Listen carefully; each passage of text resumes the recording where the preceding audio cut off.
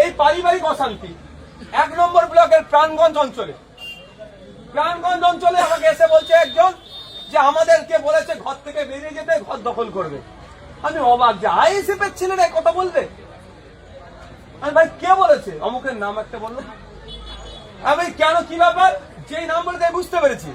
আচ্ছা বলেছে কি আইএসএফ এর ঝান্ডা লাগিয়ে তোমার ঘর দখল করবে? না, আমার মামা হয়। ওর মামা ভাগনাকে বলছে বেরিয়ে যা, দখল করে দেবো। ওটা নাকি আইএসএফ এর দোষ হয়ে গেল। বুঝতে পারছি ব্যাপারটা? আইএসএফ কে কালিমালিপ্ত করার চেষ্টা হচ্ছে। যারা আমরা 5 বছর ধরে মার খেয়ে, কেস খেয়ে, মাঠে রাত্রিরে জেগে থেকে দলটা করেছি, তাদের নামে এই রিপোর্ট দেখাতে পারবে না যে কারো সাথে অন্যায় করছে। 4 তারিখ বেলা 4টের পর থেকে যেই লিড 15,000 হতে পার হয়ে গেল, তখন আবার আইএসএফ তৈরি হয়েছে। আইএসএফ তৈরি হয়ে তখন কি হচ্ছে? এবার আপনাদের একটু কথা বলে যায়, একটা কথা বলে যাই। আমার বুথ কি বললাম, কি আসবে, কি ঢুকবে, কি বেরোবে, নির্ভর কারা করবে, কাদের উপরে করবে? সর্বপ্রথম আমাদের বুথের নেতৃত্বদের উপর করবে। ওরা আমাদেরকে সার্টিফিকেট দেবে, তার সম্পর্কে সার্টিফিকেট দেবে, তাদের মতামত দেবে, তার উপরে আমরা আলোচনা করবো।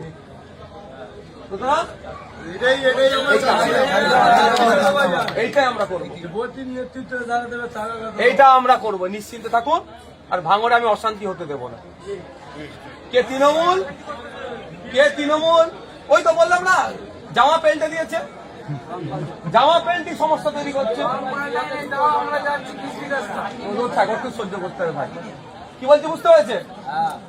আর কে তৃণমূল, কে সিপিএম, কে আইএসএফ, কে বিজেপি, কে কংগ্রেস, ভাঙড়ের টা নয়। ভাঙড়ের সবাই ভাঙড়ের মানুষ। আর একটা বিচার হবে। কি বিচারটা বলুন তো? একটা তো মামলা চলছে, আর একটা বলেছিলাম না রাজ্জাক খার খুনের বিচার আমি করবো।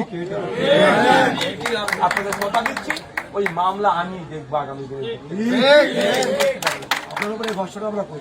রাজ্জাক খা ভাঙড়ের ভোটার,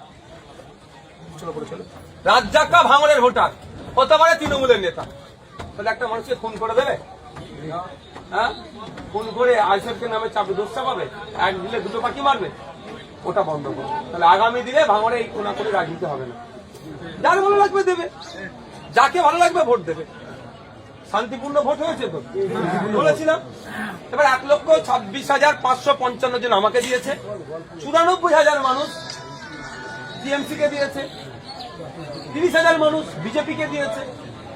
যার মতামত যেটা লেগেছে দিয়েছে। সকলে ভালো থাকবেন ভাই। উপরে আপনার যারা আছে তাদের কথা হয়ে যাওয়ার পর আপনারা উঠবেন। আপনাদেরকে ধন্যবাদ জানাই যে আপনারা আমার কথায় ভরসা রেখে দ্বিতীয়বারের জন্য আমাকে সুযোগ দিয়েছেন। সুযোগ যখন দিয়েছেন, আমি আপনাদের আবারও কথা দিচ্ছি, ভাঙড়ের কাজ হবে, ভাঙড় চলবে। ভাঙড়ের মানুষের মতামতের ভিত্তিতে অন্য কারো কথাই ভাঙড় চলবে না।